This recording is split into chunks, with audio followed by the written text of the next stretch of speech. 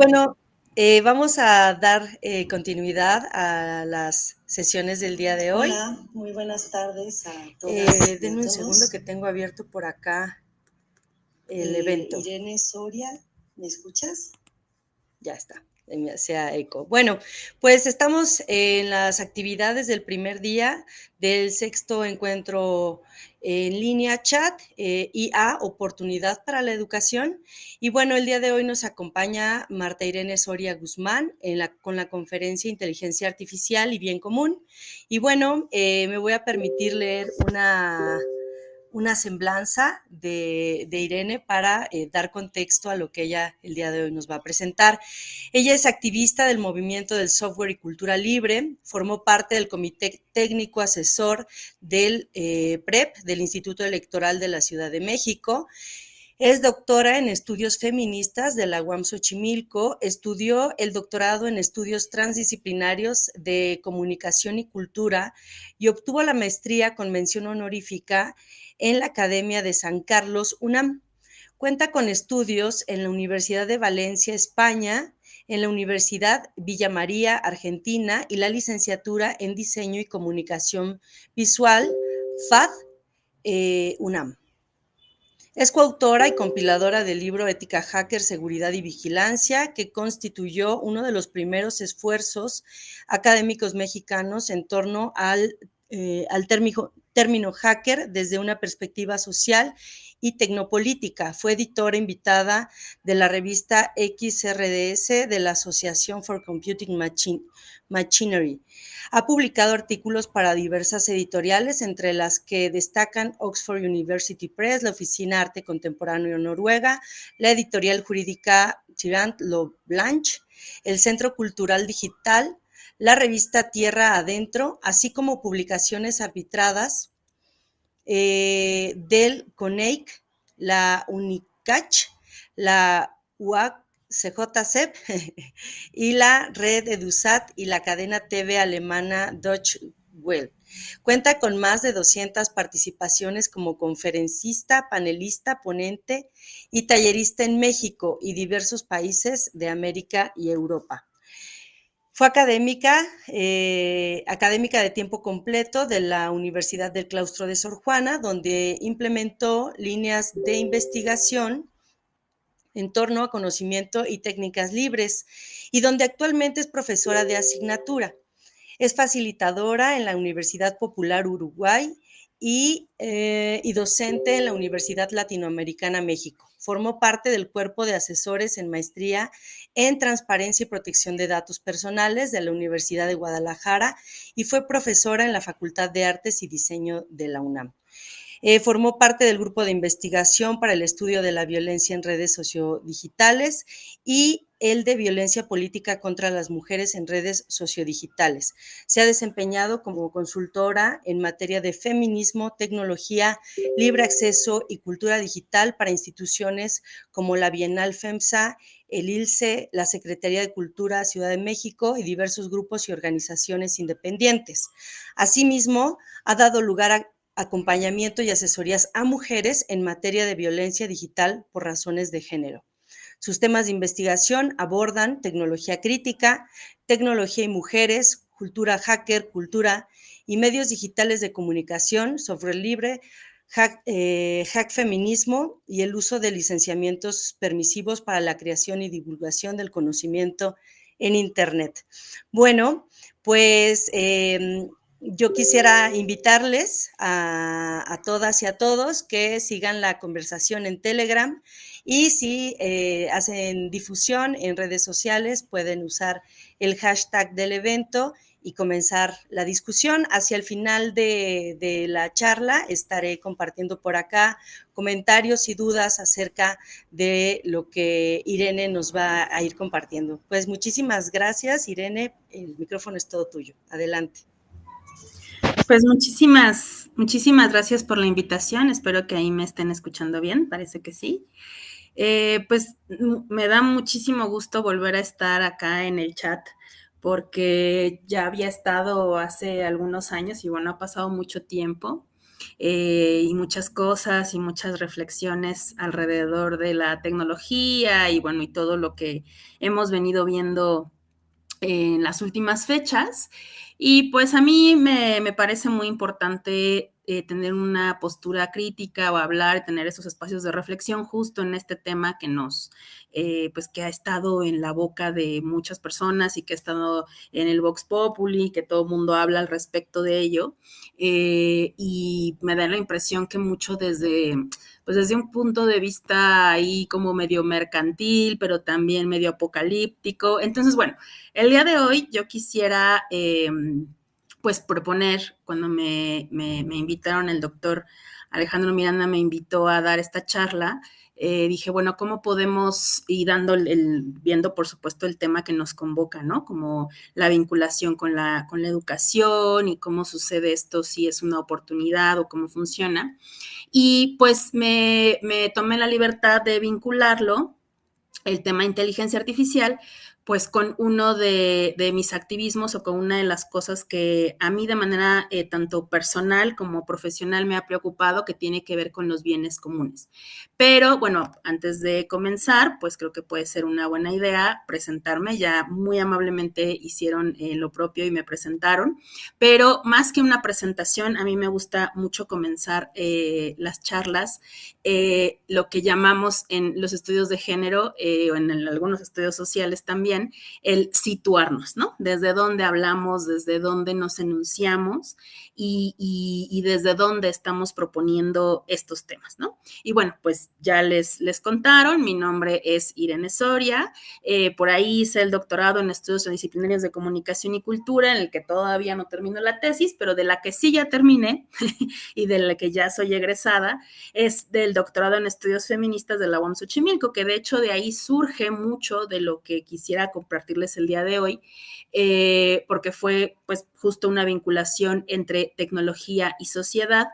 Y algo que me gusta mucho decir siempre también para situarme, además de que, bueno, me gusta pensar la tecnología desde el punto de vista social y por supuesto desde la docencia, pues que desde el 2009 soy usuaria de software libre, uso un sistema operativo libre en mi computadora y bueno, desde hace tiempo me ha parecido importante mencionarlo porque creo que de ahí han surgido muchas reflexiones que me llevan hoy, pues bueno, a poder hablar sobre inteligencia artificial y digamos muchas de las cosas que han sucedido en la docencia, porque es algo que también pues me gusta mucho decir que gran parte de lo que he entendido, digamos, de tecnología, que de pronto suena muy alejado, suena como muy para iniciados, ¿no? Lo he entendido gracias a la docencia, ¿no? En esta necesidad de comunicar lo que está sucediendo en el entorno tecnológico vinculado a lo social. Entonces, pues bueno, me sitúo desde ahí también como una hija de la universidad pública. Esto para mí es importante porque creo que esto también, digamos, dice mucho, ¿no? De las reflexiones que me gustaría hoy compartirles y, por supuesto, dejar un espacio para que compartamos entre ustedes y yo si es que hay alguna duda, ¿no?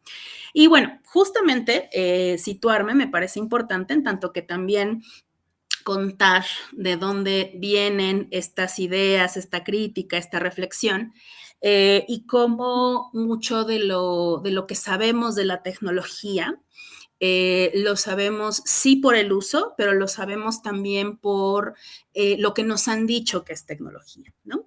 Y entonces yo hablo mucho con mis amigos, amigas, amigues sobre la tecnología, sobre la ciencia, ¿no? Yo no me ha llamado poderosamente la atención siempre el cómputo, pero no soy ingeniera, ¿no? No soy, no vengo del área de las llamadas ciencias duras y parece que no venir de esa área de pronto nos aleja, ¿no? Un poco más de esos entornos.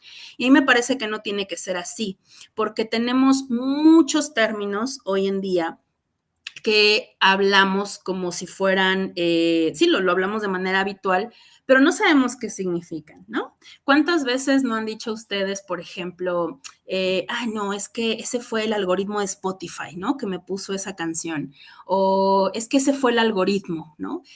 O por qué no vemos los contenidos, o por qué si ustedes están sacando una página o hicieron una cuenta de Instagram para promover su proyecto educativo, no lo está viendo la cantidad de personas que ustedes esperaban, y entonces la explicación siempre es el algoritmo, ¿no? Es que el algoritmo ha decidido que no vamos a salir en todos los feeds. Y nos se ha convertido, ¿no? Como en el dios algoritmo, ¿no? Estamos en la época del algoritmo y todo se lo achacamos al famoso algoritmo, pero nunca nadie lo ha visto, no sabemos cómo es, ¿no? Y ya luego han venido otros términos, ¿no? Como el de la inteligencia artificial, del que vamos a hablar ahorita de manera muy, no rápida, sino más bien desde un punto de vista social. Pero cuando yo les cuento que me gusta mucho hablar con mis amigos y amigas científicas, por ejemplo, con mi gran amiga, la doctora Sofía Trejo, que ella es matemática, también experta en inteligencia artificial, y me gusta mucho hablar con ella porque hablamos justo de estos términos que de pronto suenan muy alejados de las humanidades o de las ciencias sociales, o que las escuchamos en algunos otros sitios, pero no vinculadas al cómputo, ¿no? Como en el caso del aprendizaje de máquina, cómo es que estos aprendizajes también se convierten en redes neuronales, ¿no? Que funcionan como redes neuronales, y la manera en cómo todo esto viene de cosas, sin minimizar, porque no es mi intención, que viene de cosas que podríamos entender, que no es que sean complejas, más bien probablemente nunca nos lo explicaron, ¿no? De manera, de manera didáctica para poder acercarnos a ella, ¿no? Entonces, a mí me gusta mucho decir que la manera en la que yo he entendido la inteligencia artificial, sin ser ingeniera, sin ser matemática, pero sí considero con una postura crítica y como usuaria de software libre y como, como activista del conocimiento abierto, pues ha sido justo a través de la docencia, ¿no? Entender para mí la inteligencia artificial ha sido un trabajo de ida y vuelta, en el que yo lo entiendo, en el que yo pregunto, en el que leo, en el que hablo con mis amigos hackers, ¿no? Y mis amigas hackers, con mis amigas matemáticas, físicas, computólogos, por supuesto, tecnólogas, para luego explicarlo, ¿no? Entonces es un proceso muy bonito, porque creo que la docencia nos ha servido para ello, ¿no? Para poder explicar, compartir y hacerle ver, en este caso, o al menos ha sido mi apuesta, al estudiantado, hacerle ver que es una tecnología que está hecha por humanos y que tiene cruces de poder, ¿cierto? Que no hay una cosa mágica, ¿sí? Que si no conocemos el algoritmo es porque no nos lo han mostrado, ¿no? Porque es parte del uso de poder el que no lo conozcamos. Entonces, bueno, a mí me da siempre por explicar los orígenes, ¿no? O como tratar de entender por qué estamos hablando de inteligencia artificial o de dónde viene todo este show, ¿no? Y acá seguramente si hay conocedores de inteligencia artificial o personas que abiertamente trabajan de manera cercana o nuevamente que son tecnólogos o tecnólogas en la sala, ¿no? Que nos estén escuchando, pues probablemente tendrán lo jalarán, ¿no? Desde algunos otros enfoques o lo buscarán desde otros lugares, pero a mí una manera en la que me gusta explicarlo es con la cibernética, ¿no? Y no porque no porque necesariamente venga de esto, sino porque hay algo interesantísimo que sucede a mitad del siglo XX, un poquito antes de mitad del siglo XX, con este término, que si bien hoy todavía se sigue utilizando por ahí, pues bueno, medio que está en desuso, medio que apela a otras cosas, pero que creo que tiene mucho que ver con pensar, y ahorita vamos a ver cómo esto nos conecta con los bienes comunes, ¿no? Es entender en estos orígenes del cómputo, que nuevamente vuelvo a insistir, algunos lo jalarán mucho atrás, ¿no? Podríamos hablar del cómputo analógico o toda la evolución de las matemáticas, la evolución de la ciencia, ¿no? Nos puede ayudar mucho a entender cómo es que llegamos aquí, ¿no? Pero particularmente en el caso de la cibernética, insisto, me gusta mucho empezar por acá, porque es como muchas de las tecnologías que hoy tenemos a nuestro alcance, pues se desarrolla gracias al perfeccionamiento de cuestiones para la guerra. ¿Cierto? Y particularmente Norbert Wiener en 1947 escribe un libro que se llama Cibernética o el control y comunicación en el animal y la máquina. Vean qué interesante nombre, ¿no? Que fue este intento, bueno, fue este primer gran libro que intentó hacer esta búsqueda o intentar explicar o intentar encontrar la manera de que las personas, pero también los animales, ¿no? Pudieran, de qué manera podríamos aprender de sus comportamientos para que las máquinas pues hicieran algo similar, ¿no? Y se habla del control de cambios, que era lo que Wiener más observó. Y bueno, la cibernética viene de timón, de gobernar una embarcación y tiene que ver con el control, ¿cierto? Entonces, lo que Norbert quería hacer era saber qué es lo que hacía más autónoma a una máquina. Y literal fue a tratar de mirar qué es lo que hace a los seres vivos, ser vivos, ¿no? Qué es lo que hace que estos órganos específicos sean distintos a la máquina, pues. Y a mí me gusta mucho también proponer siempre a mis estudiantes que traten de imaginar de dónde vienen también estas necesidades o de dónde viene esta curiosidad, ¿no?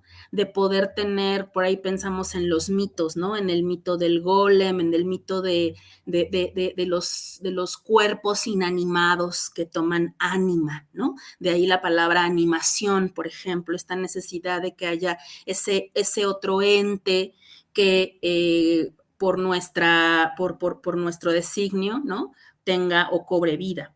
Entonces, en este caso, en el caso de la cibernética, pues bueno, gracias a las observaciones de él y su equipo de trabajo, que por cierto también ahí hubo un mexicano, si no mal recuerdo, se me fue en este instante, lo tenía en la diapositiva pasada en mi cabeza y ahora Rosenbult, un mexicano de Chihuahua que estuvo también ahí, Arturo Rosenbult era su nombre, que también estuvo ahí, ¿no? Como muy jovencito dentro de estos equipos hablando pues de cibernética y estando como en esta meca, ¿no? Del cómputo como lo conocemos hoy, y ya, bueno, luego la herencia del Politécnico Nacional y de la técnica al servicio de la patria y una serie de cosas más, pues bueno, vienen también de ahí. Pero ahorita lo que nos interesa o de donde quiero que partamos nuestra reflexión es que de las observaciones de las personas, en su mayoría hombres, ¿no? Que hablaban de la cibernética, pues estaba este hecho de que los seres vivos pueden regenerarse, ¿no? O que pueden hacer algo distinto, más que distinto, que pueden, si hay una cortada, por ejemplo, pues pueden regenerar las células.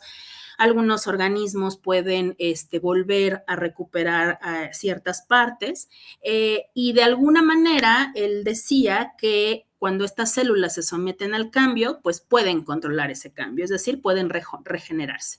Eventualmente hay quien hizo la analogía con aprender, con esta cosa de que, bueno, si yo me pincho con un alfiler, la próxima vez probablemente quite la mano o hay algo que sucede, un estímulo que luego nos da otra cosa, ¿no? Entonces estos sistemas de control se basan en la retroalimentación. Y aquí en este caso, la palabra retroalimentación, que incluso usamos mucho en la docencia, ¿no? Viene de acá, ¿no? Viene de la cibernética, porque tiene que ver con, voy a poner la siguiente diapositiva, por ejemplo, yo explico esto de la siguiente manera, ¿no? Es en una, piensen que esto es en un contexto de guerra, ¿no? En guerra estamos hablando de los 40 más o menos, en el que pues se puede programar, pero evidentemente a través de coordenadas, ¿no? Un proyectil para tirar en un blanco, ¿cierto? Cuando se lanza ese proyectil, es posible predecir esa curva basada en una trayectoria, ¿cierto? Pero si ese proyectil va al blanco y falla, ese fallo o ese, vamos a ponerlo como un ejemplo muy tonto, pero esos grados más o grados menos de la coordenada sirven para alimentar o para volver a introducir un nuevo dato para que en la siguiente trayectoria el proyectil no falle, ¿sí? Esto es importante porque la retroalimentación es lo que hace o lo que de alguna manera hace que la cibernética comience a pues poner sus nuevos datos si sucede algo. Entonces, en este diagrama que les muestro ahora en la pantalla, verán que del lado izquierdo dice input, ¿no?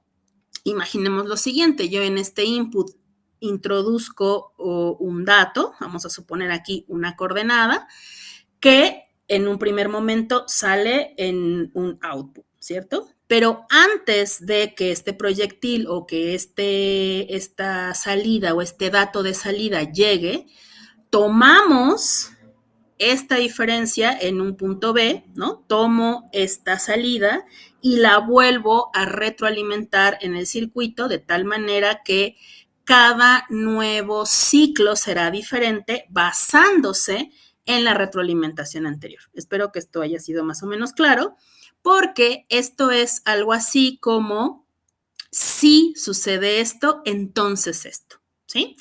Y este diagrama, que puede parecer aquí muy simple, en realidad es la base de mucho del aprendizaje que tienen, por ejemplo, los algoritmos de nuestras redes sociodigitales, ¿sí? Si yo le doy un like a una fotografía o le doy un like a un tipo de contenido, pues tomo ese output, tomo ese dato para retroalimentarlo en el siguiente ciclo para que entonces me vuelvan a salir más contenidos de ese tipo. Obviamente lo estoy explicando de una manera súper simple, pero digamos que esa es una de las bases. Entonces, esta retroalimentación es importante decir que tal cual es un ir y venir de información que le permite a la máquina o a la analogía, ¿no?, del organismo comportarse de acuerdo a propósitos que se actualizan. Entonces, lo interesante de esta retroalimentación es que todo el tiempo pues va a actualizarse y los datos van a hacer que sea de alguna manera más preciso. Aquí estamos hablando únicamente de un ciclo, pero ahora les invito a que piensen qué pasaría si a ese ciclo le ponemos otras variables y bueno, tendremos una estructura de información bastante compleja. Aquí lo interesante de pensar la cibernética es que la cibernética, contrario a lo que algunas personas piensan, no estudia en sí a las máquinas, sino lo que hacen, ¿no? La pregunta no es qué es esta máquina, sino cómo lo hace. Evidentemente muy al estilo funcionalista, muy determinable, muy reproducible, incluso hasta reduccionista, muy como en estos principios del siglo XX, ¿no?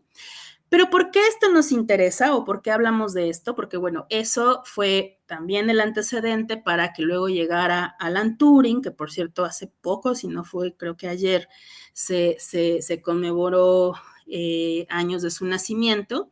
Y como algunos saben, pues es reconocido como el padre del cómputo moderno y el famoso test de Turing, ¿no? Que en realidad una de sus grandes aportaciones fue no solamente haber hecho una máquina que podría descifrar mensajes cifrados también en un contexto de guerra, sino que también fue quien dijo, bueno, es que solo si esto fue cifrado por una máquina, pues solo una máquina podría hacer algo contrario, ¿no? Pero bueno, lo que me interesa de este punto es pensar que cuando hablamos de inteligencia artificial, en realidad estamos hablando un poco de estos orígenes, ¿cierto? Lo vemos hoy, probablemente no sea el caso de las personas que nos están escuchando, probablemente sí, pero es bien importante poner estos términos en claro y sobre todo no romantizarlos o verlos como algo súper mágico, ¿sí? Porque si no va a pasar pues lo que ha pasado con con nuevas tecnologías, ¿no? Si no conocemos los procesos o cómo funciona, pues vamos a tender, ¿no? A verlos como algo indescifrable, como algo lejano a nosotras y pues también muy susceptibles al control de quien tenga esta inteligencia artificial. Entonces, por ejemplo, hay términos que a mí me gusta mucho dialogar y que yo sé que pueden ser distintos, ¿no? Cada vez hemos escuchado hablar de un machine learning, del deep learning, ¿no? Que el deep learning habla también del data mining o se vincula mucho y no le estoy haciendo name dropping, sino más bien lo que quisiera decir es que algo que he reflexionado mucho, nuevamente con muchos colegas, es que la inteligencia artificial como la vemos hoy o como se dice hoy, pues probablemente sea un término mucho más mercadológico que otra cosa. Y no porque no exista, sino porque no como lo hemos imaginado. Desde mi punto de vista, no es ni inteligente ni artificial, ¿sí? Porque piensen en las cosas si ustedes ya utilizaron, por ejemplo, ChatGPT o ya se sorprenden de que se generen imágenes y demás, piensen que esto no habla necesariamente o probablemente no habla necesariamente de una inteligencia, es decir, es un aprendizaje de máquina, es una máquina que sabe hacer una cosa nada más, ¿cierto? O sea, que sabe hacer una cosa bien. Es como estas máquinas que aprenden, que son entrenadas, que son programadas para jugar ajedrez o jugar Go, por ejemplo, ¿no? Que le ganan a los humanos. Y entonces decimos, claro, es que las máquinas ya son mucho más inteligentes que nosotros. No, o sea, solo juega Go, ¿no? Es lo único que sabe hacer. Entonces, y no es artificial porque en realidad se está alimentando de lo que nosotras y nosotros le hemos enseñado y hacia allá voy. Por eso, aquí quiero ser muy cuidadosa en decir que no es que intente o pretenda yo minimizar ni decir, ay, la inteligencia artificial qué, o hablar así como tratando de minimizar una tecnología o no ver la magnitud. No, por supuesto que sí, por supuesto que me parece muy interesante en muchos aspectos. Pero no olvidemos que sigue siendo un aprendizaje de máquina, ¿no? Un machine learning. Es una máquina que ha estado aprendiendo a partir de estos ciclos que les he mostrado un poco como los orígenes de la cibernética y que tienen ese mismo principio, ¿no? Y que términos como el deep learning, por ejemplo, o este aprendizaje profundo, tiene que ver con la cantidad de datos que le hemos dado y con los diferentes modelos de aprendizaje que han tenido, ¿no? Porque entonces ya no solamente la máquina aprende de los datos que le damos, sino que aprende a aprender, ¿cierto? O sea, ya es un aprendizaje no asistido, en tanto que ya aprendió o ya fueron tantos ciclos que puede repetir otros ciclos más sin necesidad de nuevos datos, sino que ya literalmente poder hacer estas redes neuronales que eventualmente hace que parezca inteligente y que parezca que ChatGPT puede dialogar con nosotros. Pero que no se nos olvide que detrás de todo esto hay instrucciones dados otra vez por humanos y dados bajo este principio, ¿no? Si sucede esto, entonces esto. Y si tienes este dato, entonces úsalo en el siguiente. Ahora bien, en este sentido, no es que yo quiera minimizar esta tecnología, pero sí quiero poner sobre la mesa que este aprendizaje de máquina eventualmente está hecho, bueno, no eventualmente, desde ahora ya está hecho por personas que toman ciertas decisiones, son máquinas que tienen disparadores o los famosos triggers, ¿no? O sea, qué es lo que va a ser el disparador, qué va a responder cierta cosa, cuáles son los umbrales y que hay alguien detrás decidiendo estas cosas. Entonces, estos aprendizajes de máquinas se ha dado por muchos, la razón por la cual parece que son tan inteligentes o que incluso nos sorprenda tanto, pues tiene que ver con lo que les decía anteriormente, ¿no? Está siendo alimentado por muchísimos datos, Muchos de estos datos los hemos ido entregando nosotras y nosotros mismos con toda la voluntad, ¿no? Tanto en nuestras redes sociales como en espacios en el que hemos compartido nuestras obras. Ahorita voy hacia allá. Hay muchos cruces, hay patrones, hay matrices, ¿cierto? Que tiene que ver con todo este aprendizaje que le hemos estado dando a estas máquinas. Pero a ver, entonces, Irene, si nosotros hemos estado alimentando esta máquina desde hace mucho, pero ¿desde dónde? ¿Pero cómo? ¿Pero quién? ¿No? Y la pregunta del millón, bueno, pues entonces si lo hemos estado alimentando todas y todas, entonces ¿de quién es? Incluso la última versión, esta versión que salió de ChatGPT 4, creo fue, y ven que pues todo el mundo empezó a utilizarla y los estudiantes y empezó toda esta polémica de que si les íbamos a pedir los artículos porque ya lo estaba escribiendo ChatGPT, que además era súper notorio, ¿no? O sea, la verdad es que ya ves un poco la estructura y te das cuenta cuando es un artículo escrito por estas tecnologías, pero más allá de eso, cuando empezamos a jugar, cuando sacamos una cuenta en esta que fue antes una empresa pequeña, OpenAI, que fue el primero que sacó ChatGPT, empezamos a jugar con esta tecnología, ¿cierto? Y empezamos a preguntarle cosas, y entonces los profes decían, escríbeme un artículo al estilo de tal persona, y escribe un poema al estilo de Sor Juana, y escribe, ¿no? Y entonces todos esos nuevos inputs, todo ese nuevo juego que estábamos haciendo, porque era gratuito, por supuesto, solo con sacar una cuenta, ¿no? De correo electrónico, pues les ha servido a estas empresas para seguir alimentando a su bichito, ¿no? Entonces, es muy importante decir cuando yo hago como estas cuestiones es, bueno, si tanto lo estamos alimentando, entonces, ¿de quién es? ¿No? O sea, ¿de quién es la inteligencia artificial? Seguramente nos van a pagar, ¿verdad? Por estarles entrevistando, por estarles entrenando todo el mundo a esta nueva tecnología, porque al final ellos se van a beneficiar, ¿no? La nueva versión de ChatGPT en realidad, bueno, primero, OpenAI, que fue una de las organizaciones de donde surgen estos modelos de lenguaje predictivo, pues fue comprada por Windows, ¿no? Por Microsoft. Aquí le puse Windows y es Microsoft, perdónenme, era Microsoft, borren esa parte, lo hizo un robot, no lo hice yo. Fue comprada por Microsoft, ¿cierto? Y la nueva versión de ChatGPT, la que está ya por salir, que ya está siendo entrenada, el ChatGPT, si no mal recuerdo, el ChatGPT 5, pues recibe entrenamiento de las búsquedas y de los patrones de comportamiento que hacen las personas usuarias en su computadora con Windows.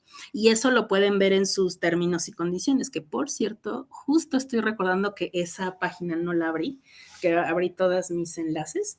Y justo esa la dejé, pero bueno, hay unos términos y condiciones donde dice que, bueno, al estar utilizando estas tecnologías, pues van a utilizar lo que estemos haciendo en nuestra computadora para seguir entrenando esto siempre bajo la premisa de que es para darnos una mejor experiencia de usuario, ¿no?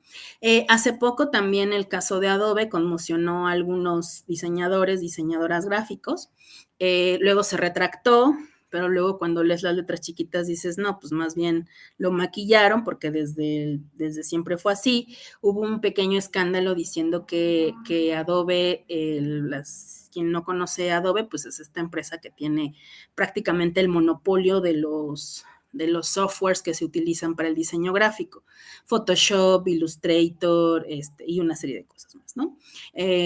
Photoshop, al parecer, hace cosas ya muy espectaculares ahora con inteligencia artificial, o sea, casi ahí utiliza un montón de recursos que hacen imágenes, digamos, muy espectaculares con pocos pasos.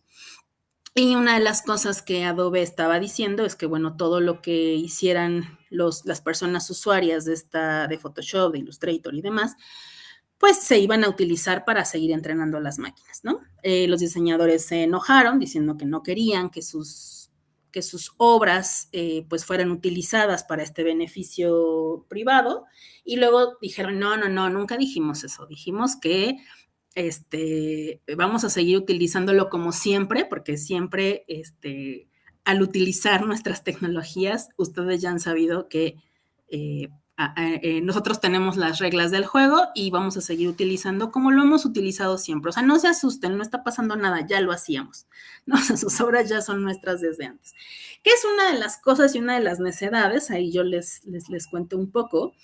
Es una de las necedades o una de las cosas en las que empezó mi activismo hace unos 12 años, ¿no? Yo soy diseñadora gráfica de profesión y mi tesis de maestría fue justo si, bueno, era software libre como herramienta para la creación digital, pues bajo la premisa si los diseñadores tendríamos, las personas que diseñábamos teníamos algunas otras opciones que no fueran las empresas privadas. Y una de las cosas que yo en ese momento y que he deseado es que estamos a las expensas de lo que digan estas empresas, ¿no? Y los términos y condiciones que ellos elijan, y si un día deciden que todo lo que hay en nuestra computadora es de ellos, pues ellos ponen las reglas del juego y se las hemos permitido, ¿no?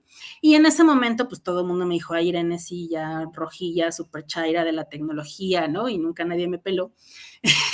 Y yo decidí, ¿no? Un poco por el activismo, no solo dejar de usar estas herramientas tecnológicas, sino dejar de enseñarlas, ¿no? Entonces me di a la tarea de no volver a enseñarle a nadie a utilizar este tipo de software, al menos en el caso del diseño, para que pudieran tener otras formas de crear, ¿no? Que no se creyera que había una sola forma de hacer las cosas. Entonces, en ese sentido, es importante volver a poner el dedo en el renglón y hacernos la pregunta, ¿no? Regresando así quizá a las preguntas, porque el marxismo no ha muerto, ¿no? De quiénes son estos medios de producción, ¿no? O sea, el hecho de que nosotras y nosotros podamos crear o hacer cosas muy espectaculares como videos o canciones, ¿no? De maneras muy rápidas o videos o imágenes, ¿no? Que han sido muy útiles también para la docencia y para la investigación, por supuesto, pues que estos medios de producción siguen teniendo un código cerrado. Recordemos que, como decía Lores Lessig, el código es ley y que en realidad la inteligencia artificial que hoy estamos utilizando, pues le pertenece otra vez a una empresa y no conocemos cómo funciona, no conocemos de qué manera están tomando nuestros datos, desde dónde, por dónde, ¿no? O qué están haciendo exactamente con él.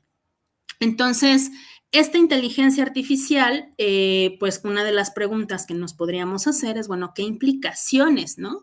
Tendría que el código de una tecnología que nos está impactando tanto y que tanto está causando revuelo, pues que tenga un código cerrado y que no sepamos cómo funciona.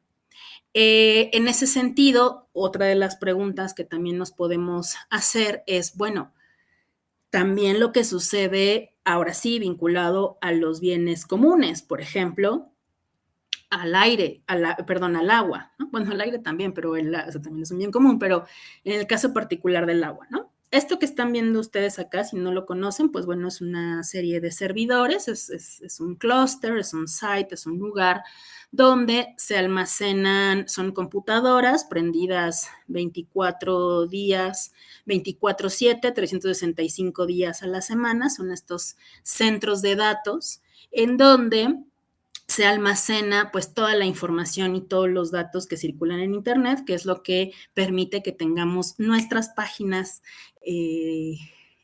rapidísimo, que podamos consultar nuestros datos en el segundo, ¿no? Que no sé, que tengamos a la mano en la nube, en la famosa nube, que como sabemos la nube pues son estas, ¿no? Esta es una nube, déjenme le regreso, esto.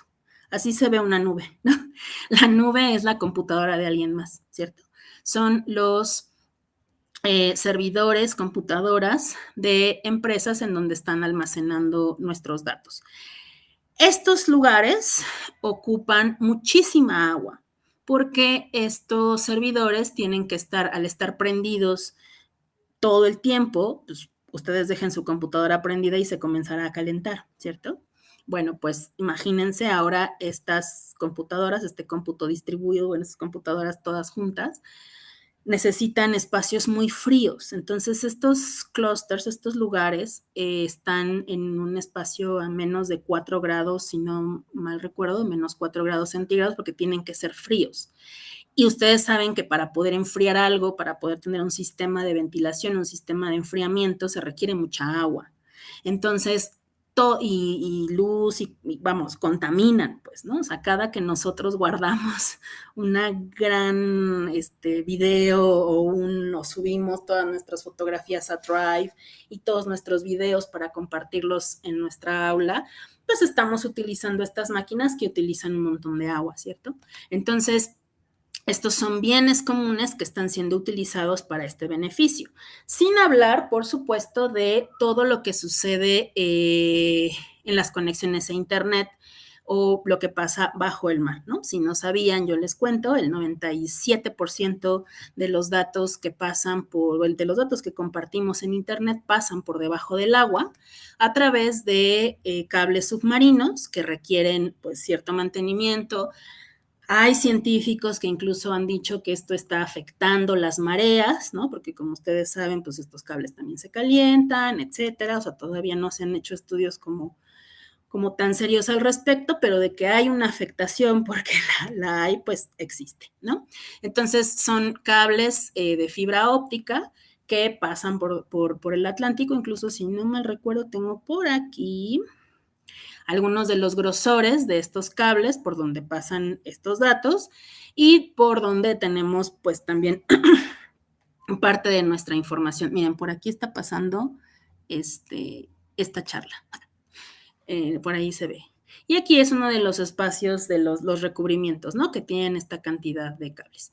Por ahí también hay quienes dicen, bueno, eso sí pasó, creo que fue en el 2008, en el que uno de los cables también de Internet que pasaba por parte de Medio Oriente se rompió, porque pues ahí los pececitos se lo comieron, son recubrimientos muy dulces. Se han cambiado también mucho la composición de estos materiales, ¿no? Para que no se lo coma la fauna marina, pero pues es algo que también sucede, ¿no? Entonces, hay, por ejemplo, por supuesto, todas estas empresas tienen cooptada gran parte del océano. Y aquí podemos ver un mapa en donde se ve con un poquito más de claridad. Ahí les puse la página. Por supuesto, esta presentación estará disponible. Se la pasaré a los organizadores del chat. Pero pueden ver, aquí pueden ver en esta página con detalle, acercarse y demás, para ver dónde están los cables conectados, en qué partes del mundo donde se conectan, incluso quiénes son los dueños de ese cable, o bueno, qué empresa los mantiene. Y si se dan cuenta, o si son observadoras y observadores, pues verán que la mayor parte de las conexiones suceden en el norte global, ¿no? Están conectando Estados Unidos con Europa, también aquí Asia con Estados Unidos. Y entonces a lo mejor ustedes dirán, bueno, pero es que Irene, aquí son las aguas más profundas y por eso están ahí, ¿no? Pues no, en realidad hay también una cuestión geopolítica, ¿cierto? De lo que sucede en estas conexiones, que por cierto coinciden con las conexiones o son muy parecidas a la conexión del telégrafo, por ejemplo, ¿no? Este es un mapa de las conexiones en el mundo de los primeros telégrafos, y bueno, verán que se parecen mucho, ¿no? Incluso acá les traje también un pequeño cablecito, porque Internet no fue el primero, ¿no?, en conectarse bajo el mar, sino que ya había otras comunicaciones previas a ello, de la cual todavía tenemos vestigios, ¿no? Pero bueno, ya para un poco acercarme hacia la problemática, o más que dejar respuestas, pues dejar ahí como preguntas abiertas. Ya vimos como todas estas cosas que pueden resultar ser problemáticos, pero además una de las cosas que tenemos que poner sobre la mesa es el tema de los bienes comunes. Estos bienes comunes que ahorita ya les hablé un poco del aire, del agua, de los ríos, ¿no? De dónde se saca todo esto, pero también de los bienes comunes digitales. Nuestros datos, el conocimiento, la información y, bueno, hoy en día también la inteligencia artificial, ¿cierto? aquí creo que me faltó una diapositiva porque estaba tratando de llegar a ello. Sí, no. Hay una cosa que quiero decirles que no está aquí, me parece importante. Yo me he considerado activista del conocimiento abierto desde hace algunos años. Y en todas mis clases, mis conferencias o en donde me he tenido la oportunidad de incidir, pues bueno, o he tratado en su momento de decir, compartan el conocimiento, ¿cierto? O sea, compártanlo, suban sus mejores clases, suban. Y entonces yo me convertí en alguien que decía, sí, súbelo a Internet Archive, súbelo a Wikimedia Commons, súbelo, ¿cierto? O sea, como ponle una licencia Creative Commons, ponle una licencia abierta, ponlo en copyleft. Bueno, pues hoy en día las inteligencias artificiales se alimentaron de todo esto que también tuvieron el permiso de usarlo. O sea, en teoría, también les dimos permiso a estas empresas, ¿cierto?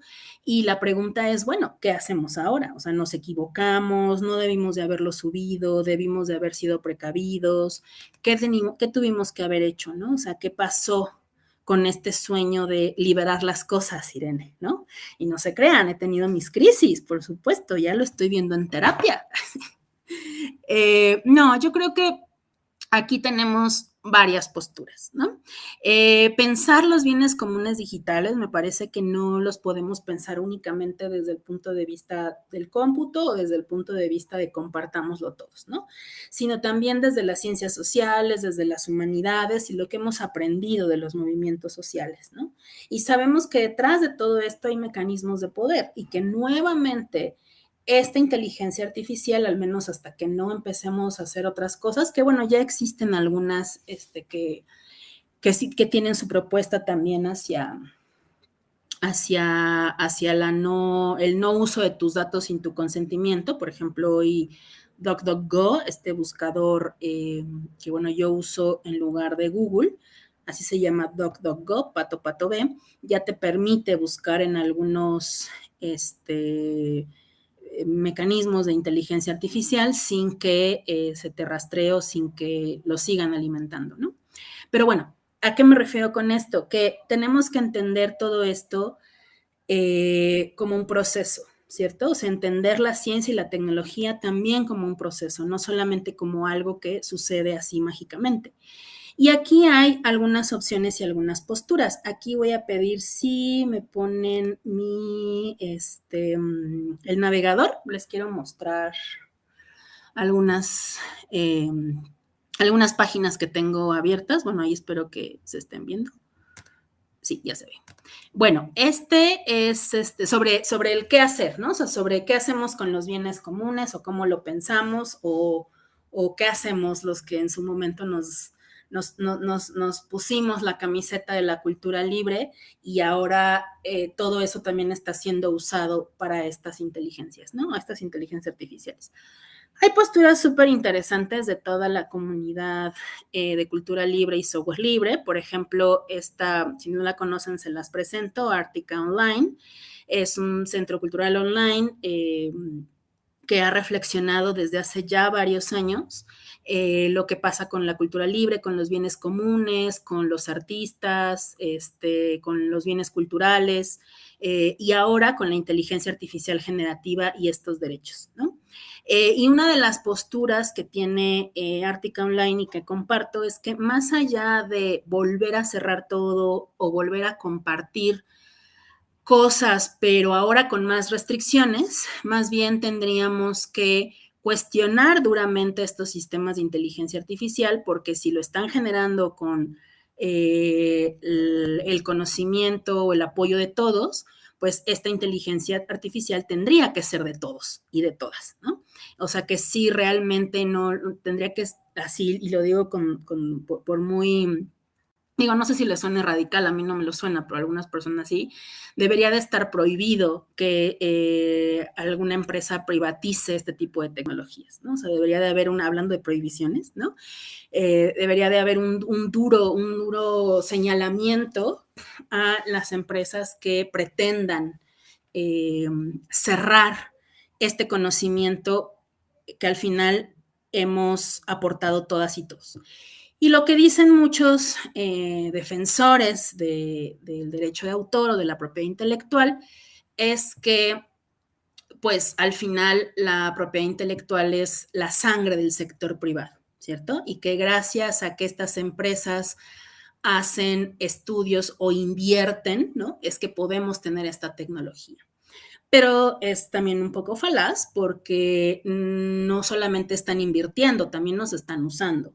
Entonces, sí creo que tiene que haber un señalamiento duro, por lo menos también por parte nuestra como ciudadanos digitales, a que estas empresas quieran cerrar el código y que quieran beneficiarse de manera privada, ¿no?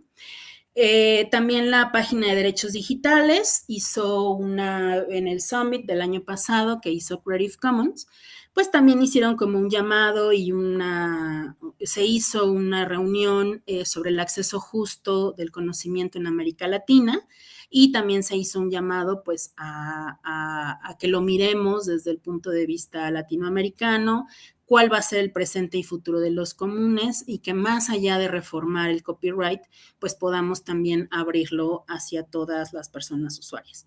Existe también la Alianza de la Sociedad Civil Latinoamericana para el Acceso Justo al Conocimiento, que tiene varios estudios, por ejemplo, las flexibilidades del derecho de autor en América Latina, tiene un informe, ¿dónde lo vi? Lo vi hace poquito, sobre los derechos de autor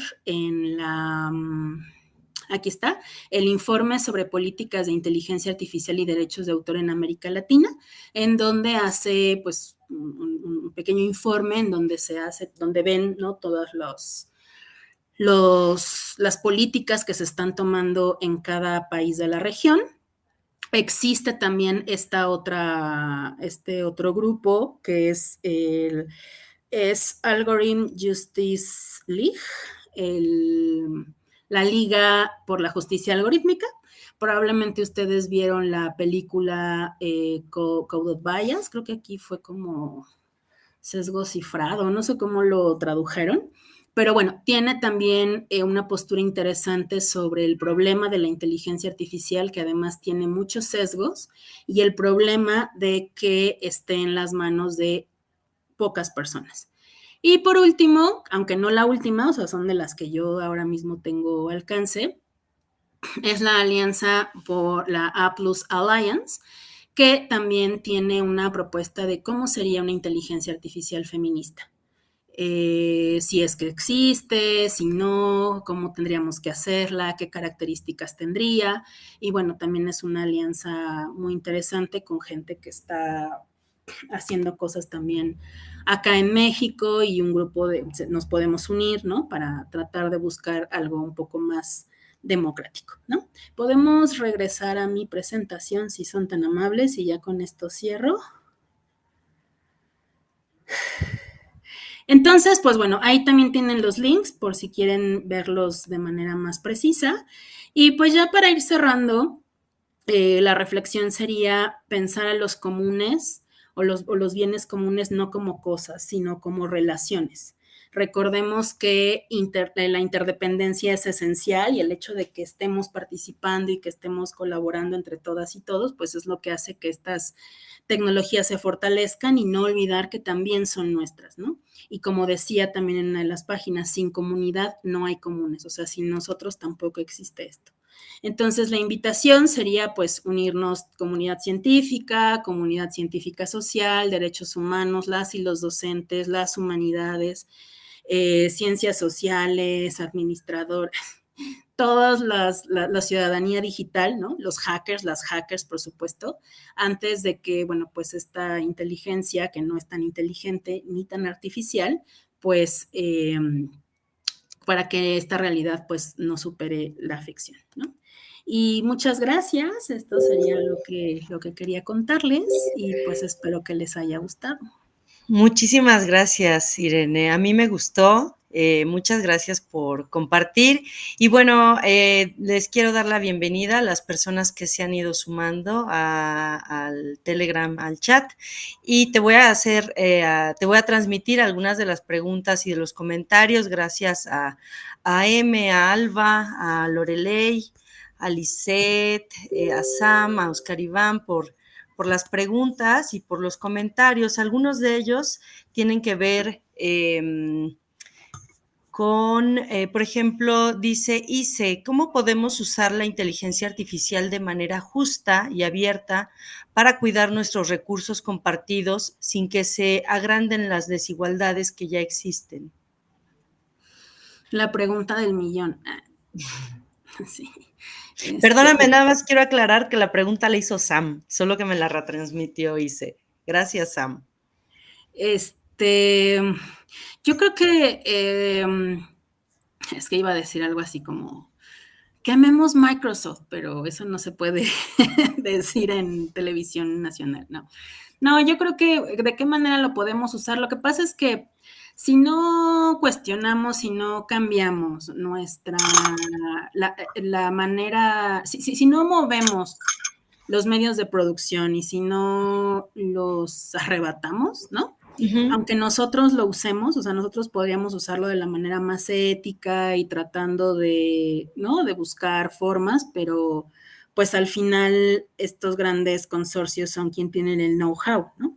Ahora, una cosa que quizá podamos ir haciendo, que ahí otra vez si me prestan el navegador nuevamente, déjenme poner uno acá. Si pueden poner el navegador.